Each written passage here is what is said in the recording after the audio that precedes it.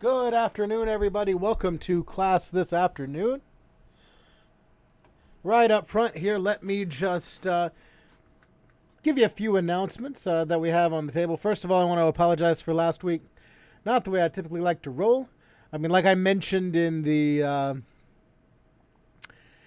announcement that I posted last week, I just kind of confused myself there because I'm normally used to that Git module being module 1 in this course. However, this time around, I decided to do that bootcamp module again just to make sure that everybody was on the same page in terms of just building standard websites, so that we would have a baseline that we could add our tools to as we progress throughout the semester.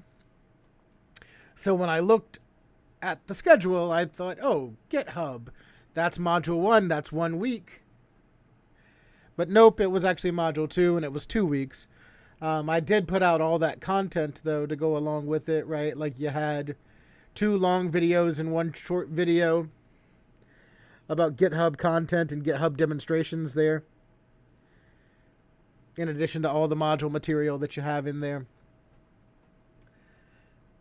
Although I think my live stream that week, which would have been 2 weeks ago, would have probably been less frenetic had I made myself aware and was doing things correctly. But hey, you know what? Those are the breaks. We're all human, right? So, again, I apologize for that. The second thing that I have on the agenda for today is that this current module, this jQuery module, is 3 weeks long. That week in the middle, which is next week, we won't be having a live stream or anything like that. Like under normal circumstances, it would be a 2-week long module. But, I added a 3rd week in here so you could take fall break off. So there won't be any classes, live streams next week. We won't be doing the live stream next Thursday. I just want you all to have the whole week off, just so you don't worry about it, right? Like, we're getting ready to enter the second half of the semester, and, I know the second half of a lot of courses move a lot quicker than the first half do. So, I just wanted you all to kind of have a week where you could kind of catch your breath, calm down, regroup yourself before you enter into that second half of the semester, which is pretty much all downhill. So there is that. Also, the third thing that I have for you today, and some of you might have heard me mention this in other courses, and I've mentioned it in, I think, this course before, where we were talking about IT Advising Day, and be on the lookout for IT Advising Day. And we now have a date and time for IT Advising Day. We came up with that yesterday. There's a date and time. It's going to be October the 19th at 10 o'clock a.m. in room 3200 here in Paxoy. That's the coding lab. So most of you, I think, are familiar with that classroom. You've had classes in there before, or you've seen that room in some capacity before. And again, this is especially important for a lot of all of you who are, in your final year of courses, or I think some of you might be like in your final semester of courses. And, you might need help filling out a graduation application, or you might need help saying, well, what exactly do I need in the spring in order for me to be able to graduate? And so that's what the point of this is. Just so we can help you have all of your ducks in a row prior to registration opening for the spring. So you know exactly what you need. You can go ahead, go online, register for it, get exactly the courses that you need, so you don't miss out or you don't forget and maybe not register for one, because that's happened before, right? Like we've had students who, didn't see us, didn't get, this kind of advising. They go to register for spring. They think, oh, I should be ready to graduate, but it turns out they forgot to register for one course, and it kind of throws things into a tizzy. So we don't want that to happen, right? Like we want you all to go ahead and be successful and graduate and move on. When the time comes, don't want anybody to be artificially held back by things that don't need to hold them back. So that is, again, Tuesday, October the 19th, 10 o'clock a.m. I'll be posting it as part of the weekend reminder announcements tomorrow as well. So, be on the lookout for that. One more thing. Announcement heavy stream today. In addition to that announcement, I'll also be putting out a survey that I would like for you to take. And I'd like for you all to complete this by Sunday, if at all possible. But we definitely need it before next Tuesday. And it's an optional survey. It's not required, but it does give you a voice. Because essentially what we want to hear from you all is how you prefer to take classes and the times and days you might prefer to take classes, right? So we'll be sending out a survey. All of the IT instructors will be sending out the same survey. So if you get it in one class and then see me post about it or vice versa, you only do it once, right? And it's only like 3 questions long. Like I made it and it's only 3 questions long. We just want to, we're finalizing the schedule for the spring, which is due, middle of next week. And we just want to make sure that we're putting the right days and times for in-person courses and or having a good selection of online courses, if that's the way you prefer to take courses, for you all for the spring. So completing this survey gives you voice in essentially how we plan for the spring. So you'll want to do that survey. So that'll come out with the weekend reminder announcements tomorrow. The details with the IT Advising Day will come out with the weekend reminder announcements tomorrow. You don't have any assignments due this weekend, and you get to take next week off. So at least for this class, it sounds like, you pretty much have a good kind of weekend, a good thing set here, which is nice. Now, today we're going to start talking about jQuery, and this is jQuery Part 1. And we'll talk about it for a little while, and we'll do some demonstrations here in a Visual Studio Code window so we can utilize jQuery and see how everything works. And jQuery is one of those things where it was super popular for a long time, and now it's losing popularity. And you might think, well, if it's losing popularity, why are you teaching it? Right? A lot of the things that we try to teach are those cutting edge things, those things that are, the brand new, the things that you need right now to be able to go get a job. And really, jQuery is still among them, right? Even though the popularity of jQuery is waning, jQuery is still used a ton on the internet. Right before this live stream started, I went on builtwith.com. It's a website that kind of conglomerates all of the usage statistics for different websites on what libraries they use and what languages they're using and all that kind of stuff.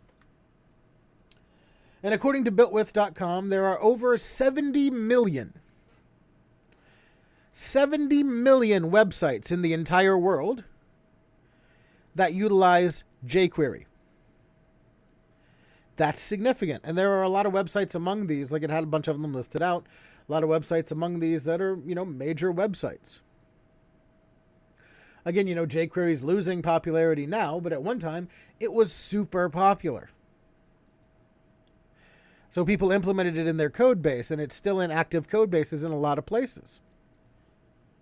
So 70 million websites worldwide are using this. 40 million of those websites are based in the United States. That's significant.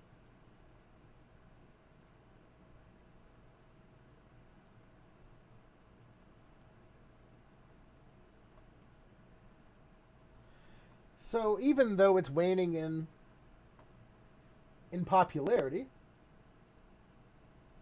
it's still an incredibly important thing that we should learn, because if we if we are, going to get a job as a web developer somewhere, doing front-end web development work, it's highly likely that we'll encounter a legacy site, some site at some point in time where the developer initially utilized jQuery to build it. So you'd want to be able to understand it. You want to be able to understand what it does, how to change it if you need to change it, or, understand how you can maybe write it in vanilla JavaScript or adapt it to another library.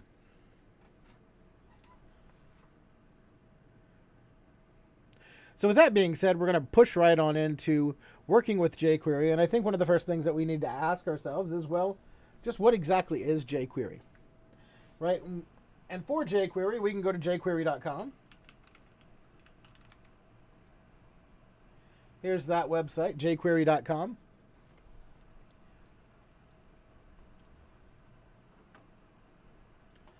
And this is the home of jQuery, and they have a few different projects here that they use. We have our standard jQuery, which is our homepage that we're on right now. They have a jQuery for user interfaces. They have a jQuery that's specific for mobile devices, and they have something called Sizzle, which is kind of just like the CSS half of like some Bootstrap type stuff. Like it's a CSS selector engine, which, when you're doing CSS in JS and all this kind of stuff, it kind of helps you out there. So this is the home of jQuery. This is where jQuery lives. And so this is going to be the home base for a lot of what we do, because a lot of what we're going to need is going to be based around this API documentation. Right? We have this documentation here that tells us all of the functions. And when we go into all the functions, we can see how we can use them. So this is going to be important to us as we progress. They also have the repositories in terms of how we can use jQuery. There are multiple different ways that we can use jQuery on our website. It is additional software that we would want to bring into our website. But this is where that stuff is as well. And so we will we'll have a look at all of that in just a few minutes. But what jQuery is essentially a huge collection of predefined JavaScript objects and JavaScript methods that are free to use and link to, right? So this is open source, it's free to use, and it's essentially a JavaScript library. Right, and so when we're talking about a JavaScript library in that sort of way, we can think about it as like the library that we have here at the college. Right, you don't necessarily have to know everything. You can just go in and you can check out a book. And that book has in it everything you'd need to be able to do something. One of the things that we as programmers that we like to do is we like to build things that make our lives easier. I mean, that's how the for loop initially came about, right? Like, we were using while loops, and we noticed that, essentially every while loop that was written had these three main components: some kind of variable that we used to kind of count along with our iterations, the condition that we were checking in our while loop, and some kind of incrementation where we were taking that variable to be closer to the terminating condition for that while loop, right? And that's how a for loop came about, just to make our lives easier in terms of using like while loops and stuff. And so jQuery was kind of designed to make JavaScript, and specifically the DOM traversal part of JavaScript, a whole lot easier. And we kind of had a look there. We saw that, there's a mobile library, there's a CSS library, gives you fancy buttons, fancy links, fancy headings. You don't need to use any of that. All we're really going to be focusing on is the standard plain old jQuery that we can get and use.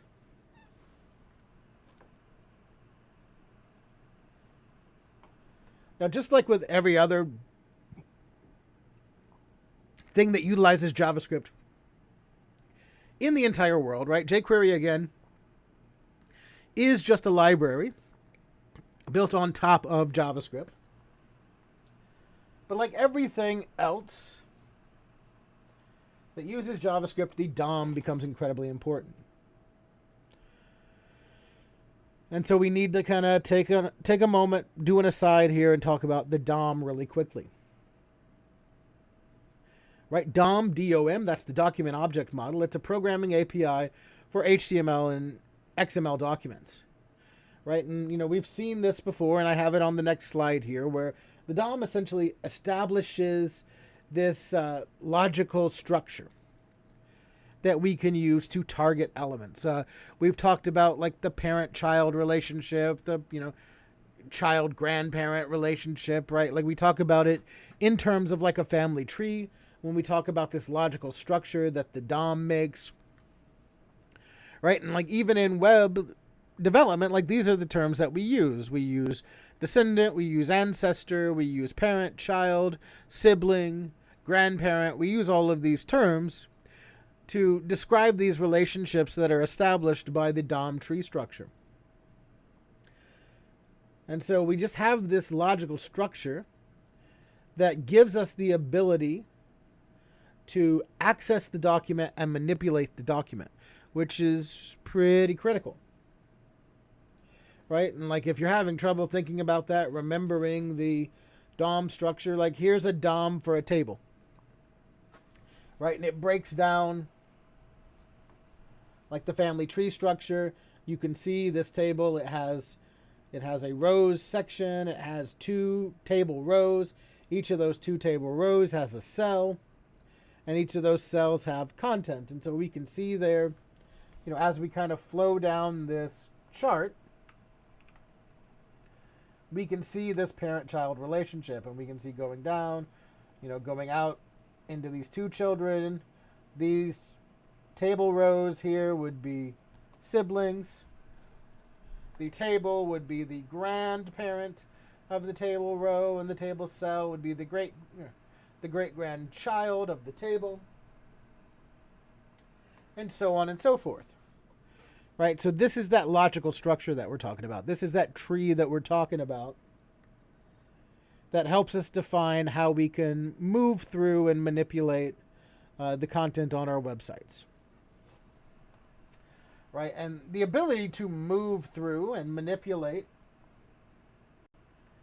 this content on the websites is called traversal. And what we do is we say we traverse the DOM.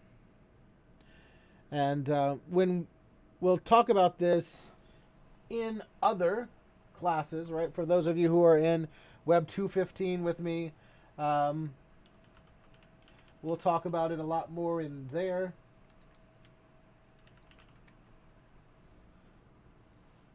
Right, because we'll talk about like bubbling and capturing and these various other things that we're doing when we're traversing the DOM.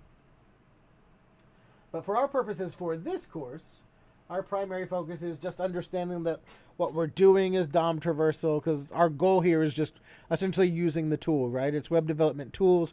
We're figuring out the tools. We can save understanding like, DOM bubbling and all this other sort of stuff.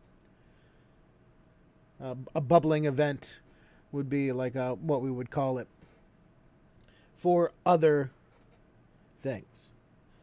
But JavaScript, and by proxy jQuery, because jQuery is just another layer on top of JavaScript, right, allows us to traverse or move through the DOM. So when we're traversing the DOM, we're essentially finding these elements or selecting these elements, right, based on their relationship to other elements. And so with one selection, or we can start with one selection rather and move through that selection until we reach the elements that we want, and that's DOM traversal in a nutshell. Right? And we're traversing through the ancestry, right? This is just that terminology there that we talked about previously. An ancestor is a parent, a grandparent, a great-grandparent. A descendant is a child, a grandchild, a great-grandchild, and then siblings share the same parent, right? We're using the exact same sort of language that we would use in that regard, right? And so let's have a look at this here, right? This is just kind of breaking down the ancestry. I don't really feel like discussing all this thoroughly because I think it's something that we can easily understand here. So what I'm going to do is I'm just going to make this full screen. If you want to read through all of this, you can pause the video and read through it. I'll read through a couple lines here, but it's the idea that like, oh, the div that we have represented here is the parent of the unordered list, and it's the ancestor of everything that's inside of that unordered list, which includes the list items, the span, and the spans and the bold tag. Right, we can see that the UL element is the parent of both the list item elements and a child of div. So we're just, this just kind of breaks down that ancestry for us. Right, so if you're really struggling with those ancestry relationships and the terminology that we use here, which I don't know that you would be just because these are terms that we're familiar with, this is a good thing to just kind of pause on and read it through and, kind of make the relationships with the logical structure, the logical tree structure that we have here to the right-hand side of the text there, just trying to make them connect, if you will. So there is that. But now what we're going to do is we're going to start to actually work with some jQuery, and we'll start to work with some jQuery in relation to JavaScript. That's kind of how we'll do it today. And then next time, which will be 2 weeks from now, we'll look at some more examples of things that we can do with jQuery, which will help you develop some scripts for your projects and stuff. So today I just kind of want to relate it to JavaScript and show you all kind of how it works. And then in a future class, we'll do a lot of examples.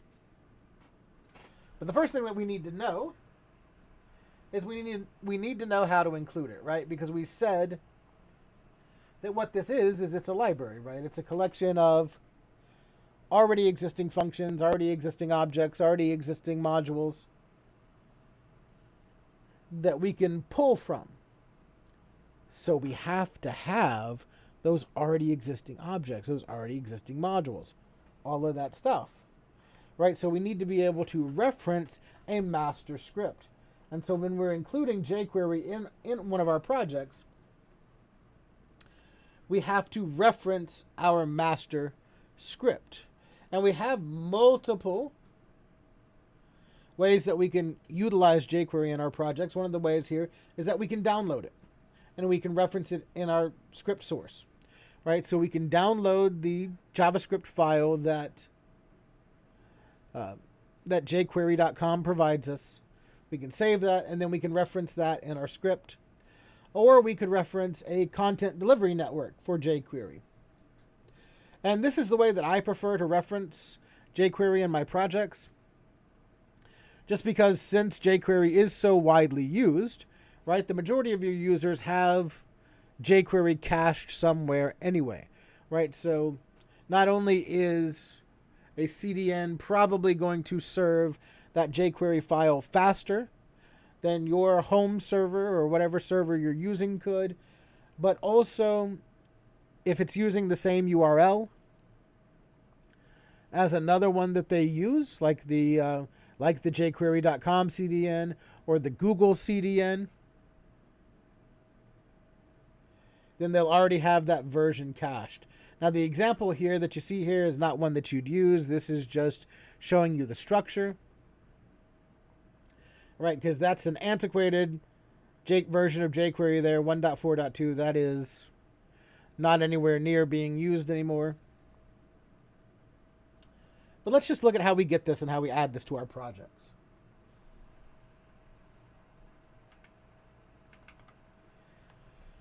So here on jQuery.com, you see this big orange download jQuery button. And I'm going to click it. Now, for my design students, that's bad design, right? Because even though it says download jQuery, like that's the action that I can expect, but it doesn't actually download jQuery. It takes me to another page where it talks about downloading jQuery. And it's from here where you can get the jQuery to download. If you're going to download one, I suggest you get the compressed version. That's what the jQuery codebase looks like when it's minified. But you just right-click the link, save that link as, and it'll give you the option to download it to your computer. From there, we can take that, copy that, throw it in our project folder, and now we have it ready to reference in our document. Now the other way to do it, the way that I prefer to do it, is to use the CDN. So if we scroll down a little bit, we see using jQuery with a CDN. It's about halfway down the page, and we see that jQuery's personal CDN is provided by StackPath. And we have a link here to go to code.jquery.com. If we click that, we go to the jQuery CDN.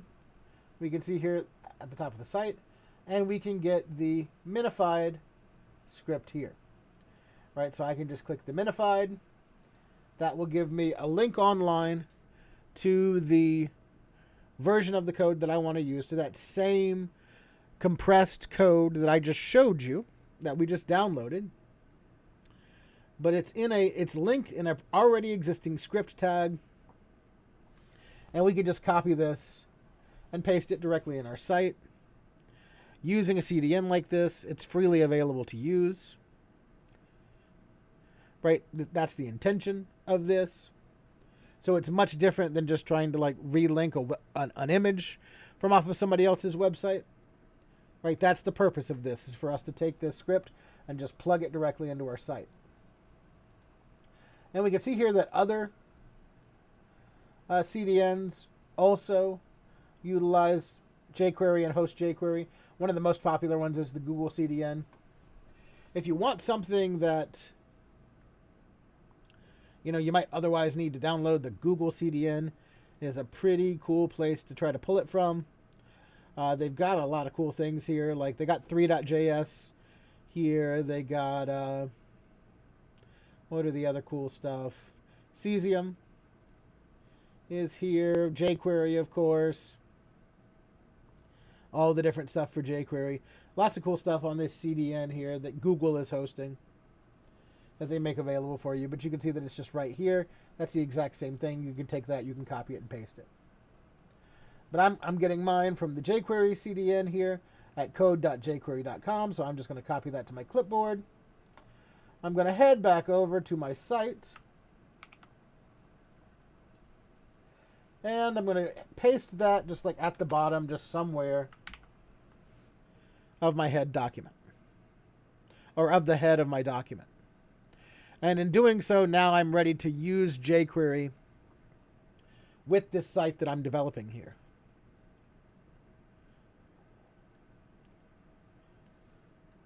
Without this, or without downloading the file and linking it, like script src equals whatever you've named the file, which is there, /script. Without doing one of these two things, right? Without downloading the jQuery files and including them like we did here on line 8, or including jQuery from a CDN like we've done here on line 9, jQuery won't work. It will not work. You have to do this, right? Because otherwise, your browser, as it's trying to interpret this code, won't have the first clue of what's going on. It will not have the first clue. how to apply the scripts that you write using jQuery unless you include the library file first. It needs this, that's kind of its Rosetta Stone, to translate the kind of scripts that you're going to be throwing at it. So I'm just going to leave the one for the CDN here, so I'm going to remove that line there. And we're going to get on with our life here.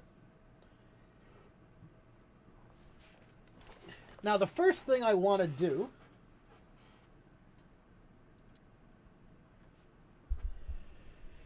is I want to show you the way we would write something with just plain old JavaScript. All right, just so you can see the difference between plain old vanilla JavaScript and jQuery in terms of how things work and the different way that we write things. And you'll see that there's a huge difference. Right, so in order to do that, I'm just going to make a little DOM element here that we can manipulate. I'm just going to make a little div. We'll give it an ID of circle, and we'll just make a little circle on our screen here. Right, so we'll leave that at that. I didn't put a CSS file in this project, so let's make one. Style.css.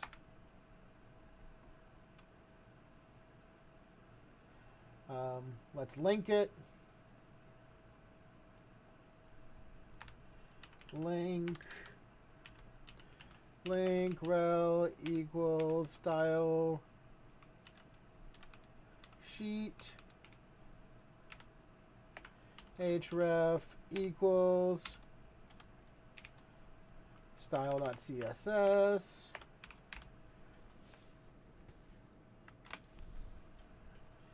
And in our style sheet, let's focus that circle.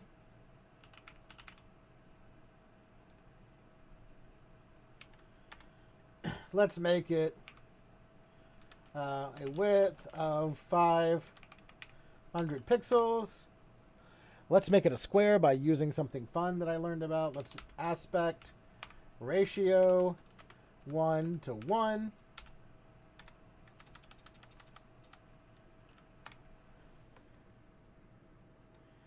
Which is kind of fun. Like I was doing something with this earlier where I wanted something to be 16:9 aspect ratio and always do that. So like the width is 100% and the height is always going to be a 16:9 equivalent ratio. It was really fun. Anyway, we'll give it a background of red. And we'll set that border radius to actually make it a circle. Border radius will be 50%. So we have a little starting CSS here, just so we can see our site here, and we can just start this live site. We'll open it with our live server, and there it is, right? Just a little red circle. 500 pixel diameter, little red circle, just a DOM element that we can manipulate here. Right, so it doesn't matter what this is. Right, it's just a DOM element that we can manipulate.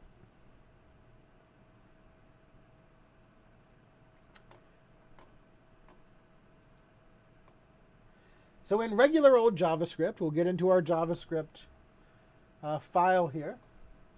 One of the first things that we might want to do is, if we were going to manipulate this circle, is we'd have to select it. Right? We'd have to select it out of the DOM.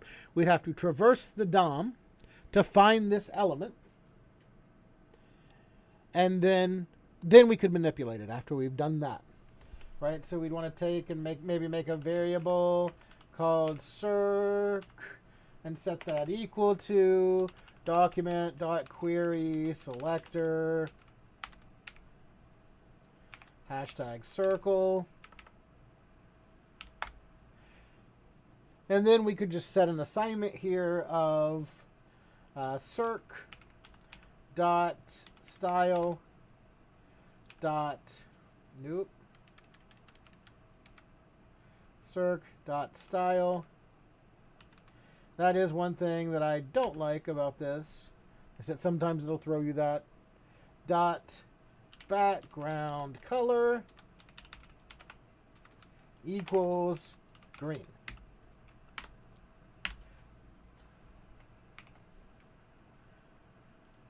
Right, so now when we save this,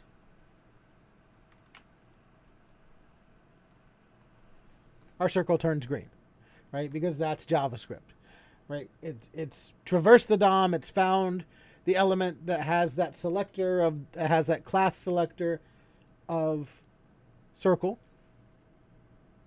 right? And we've applied the green color to it. So how can we relate this to jQuery, or how does jQuery work to where we can use it for our purposes here?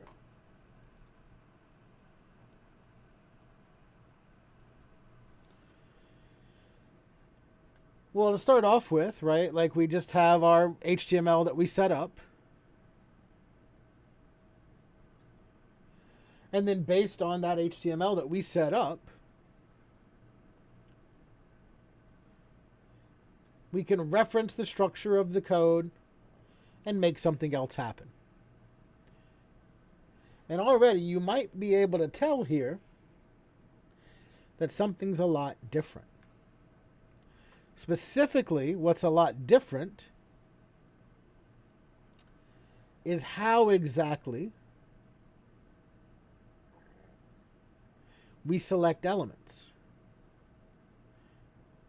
Right? We're not writing an entirely long statement like document.query selector and then whatever.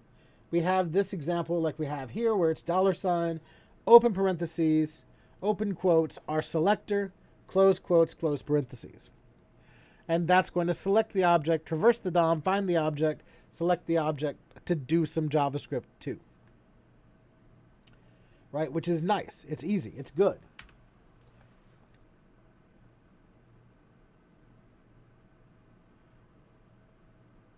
We can even use this to kind of do other stuff, which is also a lot of fun here.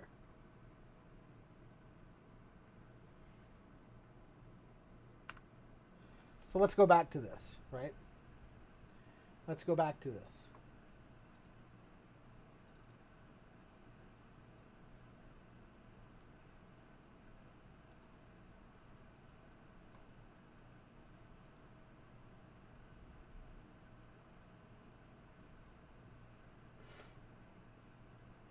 Just a second, let me get something together over here.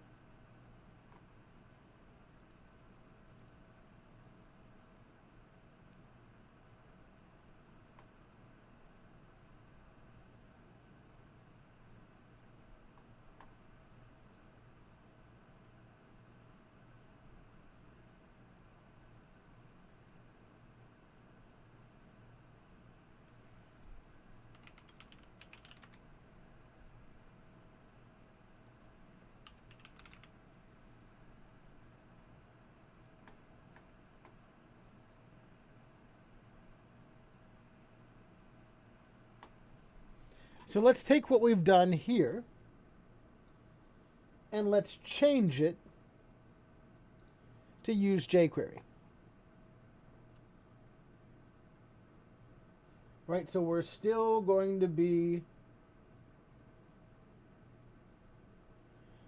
just taking this circle and changing it from red to green for the time being. Right, so this is what our JavaScript looks like. Keep in mind, this is our standard JavaScript. And you know what? To keep this here, let's just comment this out. So we'll just create a little comment here.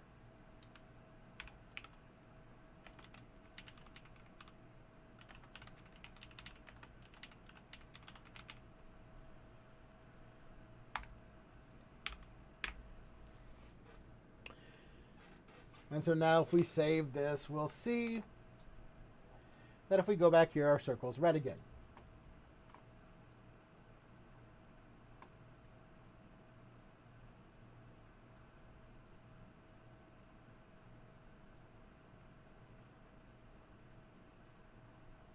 Now let's take the exact same thing that we've done here.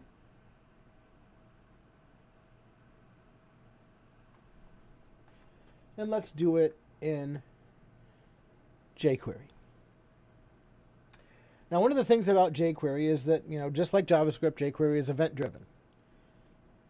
Right? And so for our browser to kind of initialize our jQuery, one of the things that is kind of a pain is that we have to kind of initialize our jQuery to get our computer to kind of load it when it comes time to. Right? So we're going to, we're kind of going to be responsible with our code here and let our browser know that once it gets done kind of loading everything, then it can do this. So in order to do that, we're going to have to select our document, which is that base, right? When we see in vanilla JavaScript here, we're still kind of selecting from the document, right? The document in JavaScript is sort of that great-great-grandparent of everything, essentially. It's the oldest ancestor of everything, right? So once the document is ready, we want to do something else. So we're going to start with our $sign. And we'll add document here. And so this traverses our DOM, and it selects our document. So it doesn't have to go far to select the document. Right? One of the things to notice here is that there are no quotes around document. It's one of the few selectors here that we don't put quotes around. Right? Because it's more of a variable than it is anything else. Right? So once that document is ready, we will want to perform some sort of function. Right, so one of the things to be mindful of here are all of the parentheses and the curly braces, which is what we'll need to do next. Right, but essentially you're going to take and you're going to start any jQuery that you write at this place. Right, document.ready function, and all of your jQuery is going to go inside of there. We can even put a little semicolon right there on the end. Well, now we can simply write our JavaScript here. So in this case, we are selecting our circle, right? And again, it's a lot easier to, this is one place where it's easier. It's a lot easier to select our circle with jQuery. It's just $sign. And then whatever selector we want to use on it. We can use our element selectors. We can use our class selectors. We can use our ID selectors. You can use complex selectors like we talked about in Web 2.15 for those of you who are in that class. But in this case, we're using an ID selector. So it's #circle. And so this right here, and I like to put little extra spaces in here. You don't have to have them. It just kind of makes things nicer to read, easier to read. Right, it's going to still traverse the DOM and pull the circle just the same. And so what are we going to impact on this circle? Or we're going to impact its CSS, our .css property. And so if we look at our API here, we can find .css.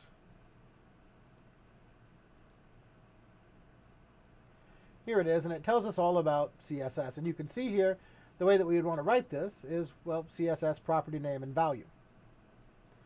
Right, so we use the CSS function that's built into jQuery. We give it arguments of a property name. In this case, it'll be background color. And in this case, a value as well, which will be green. Right, and so this is a lot easier, again, because one of the things that you'll notice here is that when we're selecting our style in vanilla CSS, background color, the way we reference a background color, is different than the way we would do it in a style sheet, right? Like if we look at our style sheet here, we can see that our background color is just the background rule, Right, we're using the background property and giving it the value of red. Whereas here we have to call a specific thing of a background color. Well, with our jQuery, we can just use the CSS property names. So in this case, we can say our background and give it the value of green. And there you go. So that's the way that we take what we wrote there in standard vanilla JavaScript and we turn it into jQuery. Right? If we save this now, go back to our site, there's our green circle. Right, so that works.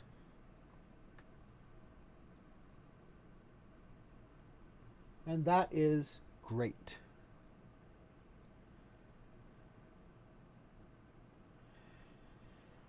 But I think it'd be okay if we did like a little toggle function here. Right, and again, we'll look more at some deeper examples next time. Right, just doing CSS in JavaScript is pretty easy.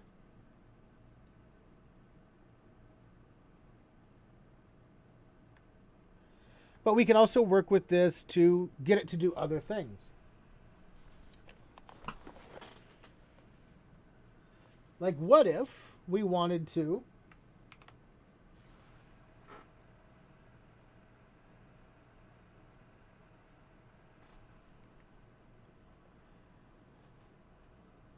allow our circle to kind of toggle colors back and forth? Right, so let's add something to this to kind of get it to toggle.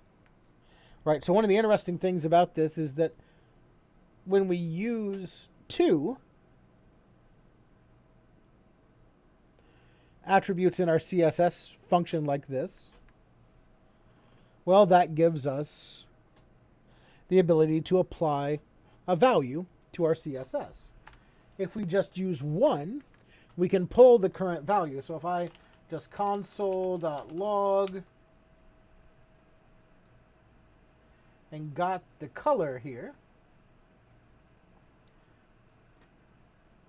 right, just so you can see what this is grabbing.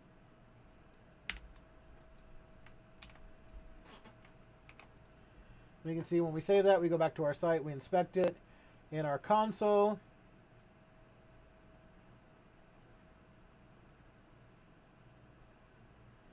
We see we have RGB 0, 128, 0.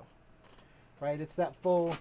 So it's not even really that regular green that we're looking at there. It's pulling a green color in there.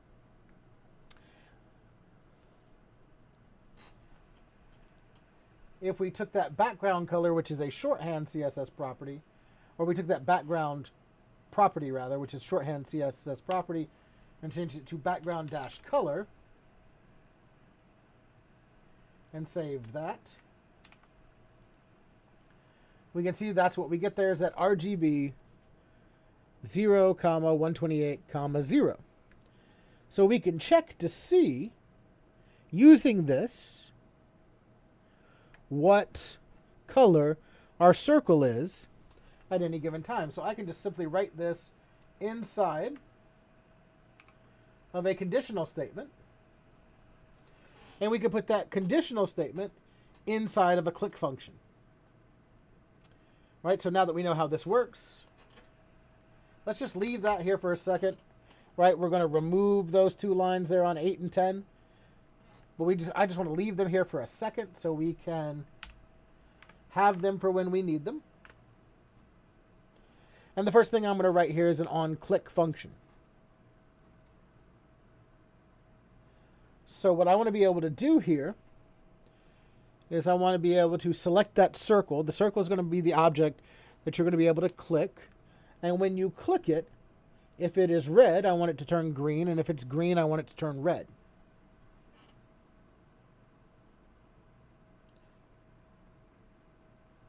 Right, so let's write a little CSS for that. And so the way that I like to write my click events is using the on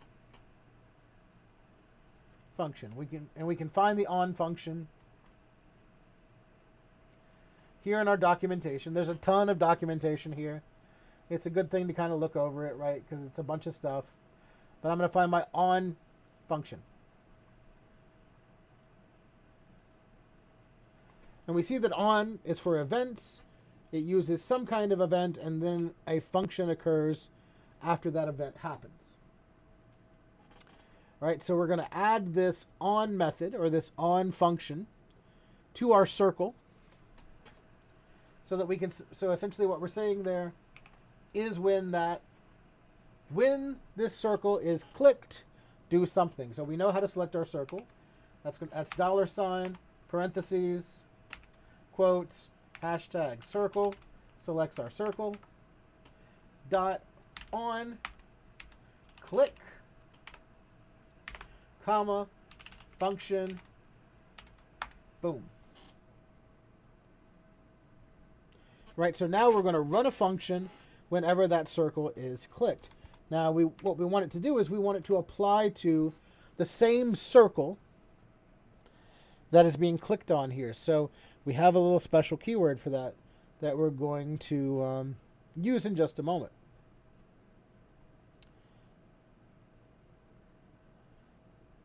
But what we want to do is we want to check a condition. So we want to say if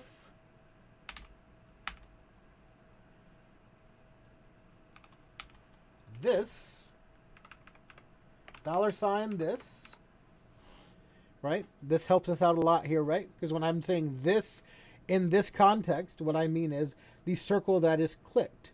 So if I'm using multiple circles on a page and I want them all to be clickable, this is one of the ways that we can kind of make this easy with jQuery, is that I can say, well, this element, right? Because essentially what we're doing here is we're turning it into an object.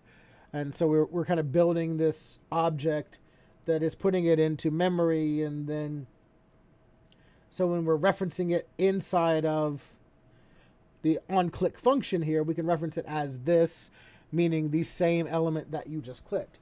So if this dot CSS background dash color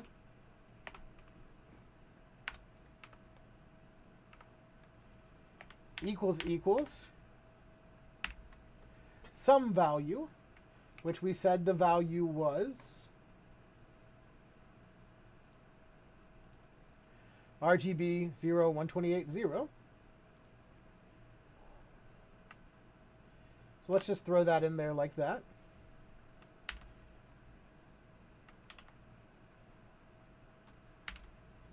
Add some curly braces there because that's our JavaScript syntax. So if this .css background color is that RGB 0, if it's green, we're going to say this .css background color,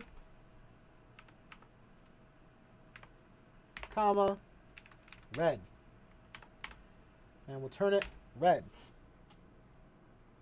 So if it's green, we'll turn it red. Else, if it's something else, right? Else.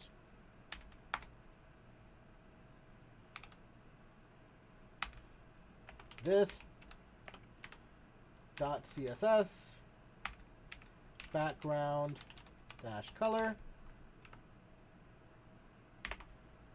green. Nicey nice. So let's break down this script we just wrote here, and let's get rid of the stuff that we're not using anymore. Right, so what essentially we've done here is we've made a little toggle color on this circle. Right, so when we start with the very top of our function, to break everything down, we're creating a document.ready here so that our browser, once it gets the full document loaded, it's going to know, okay, it's time to run this jQuery script now. I'm going to run it. Here's the function I'm running. And the function that we're running is what we have nested here, is this circle.onClick function. right? And this circle.onClick function has a conditional nested into it. If the circle that you clicked, if this has a background color of RGB 0, 128, 0, that green color, we're going to turn it to red. Otherwise, if it's anything else, we're going to turn it to green, right? And so we can see this in action in our demo here, right? Automatically, like it flipped back to green, right? Because it's or to red, right? Because that was our starting condition that we gave it here in our style sheet. And when I click it, it switches to green. And when I click it again, it switches back to red. And so I can just sit here and click this thing, and it can toggle it back and forth. Green to red, red to green, green to red, red to green, green to red, red to green.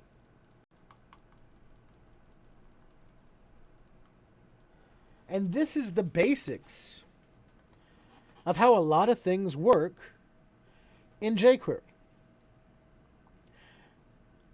You know, like I could have applied that to a button, right? And used the button selector to manipulate the circle. Yes, so let's see how that would look and how that would be different, right? So we're going to keep this same function. All we're going to do is we're going to change what we use to select something. So the button will be what we click, and then we'll need to call our circle here on our this functions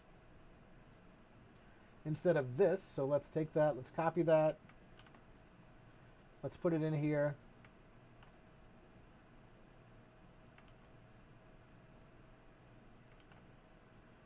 And let's add a little button to our DOM. Button ID equals click. Click me.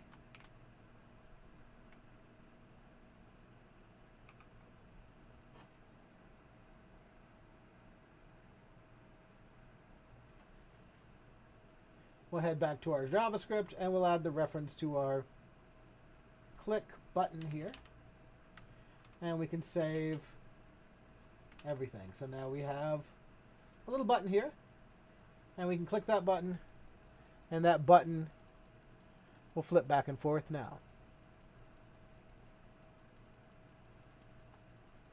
All right, so now if we click the circle, it doesn't do anything. But if we click the button, it flips our circle back and forth. Right, so the big thing that we use with jQuery that makes our lives a lot easier is just this idea of how we select elements and how those elements that we select can interact with each other in the DOM, right? Like, and this is a lot easier. Yeah, well, I mean, I'll say it's a lot easier. I'm not sure if you think it's a lot easier. You might not. Right, some of the things that we have included here make more sense, right? Like we can use our CSS function, and we can use the CSS properties that we would normally use when we were writing CSS instead of the ones that are different and camel cased and put into vanilla JavaScript like that.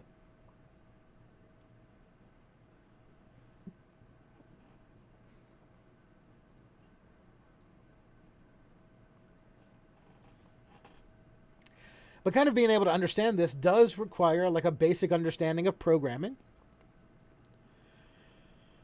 right? Which you all should have at this point. Like you know, this is the fall of the second year. You've taken, Python. We've touched JavaScript a little bit in Web 1.15, right? And we're trying to keep it relatively basic here.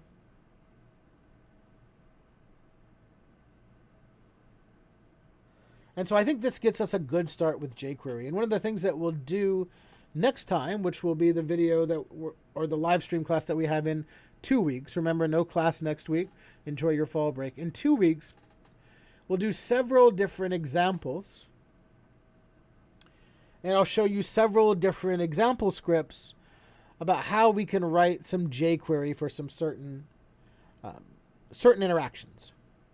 Right, we might do like a modal. We might do a Oh, like what? Like a little sliding drawer thing. You know, add some animation to something, right? And so in the meantime, one of the things that I encourage you all to do is to go have a read through. Just a quick read through of the API.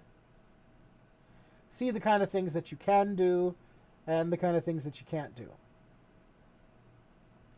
Right, so just have a read through of this API. It is long. Skim it, just kind of make yourself familiar with what's there. Right, like that's a big thing in programming, right, is being able to use documentation, because you're not always going to know the language that you have to work in. Right, so kind of moving around this documentation and figuring it out while we're kind of walking through it is going to be beneficial. So there is that. So that's all that I have for you for today. I think that's a plenty, especially for getting started. I mean, we're a couple minutes after our hour mark now, but we did have a few more announcements at the beginning. So, you know, I think it kind of pans out. Again, we'll do more examples next time. We'll dive more into different areas of this API documentation. For now, all I wanted to do was kind of dip your toes into it, and that's exactly what we did.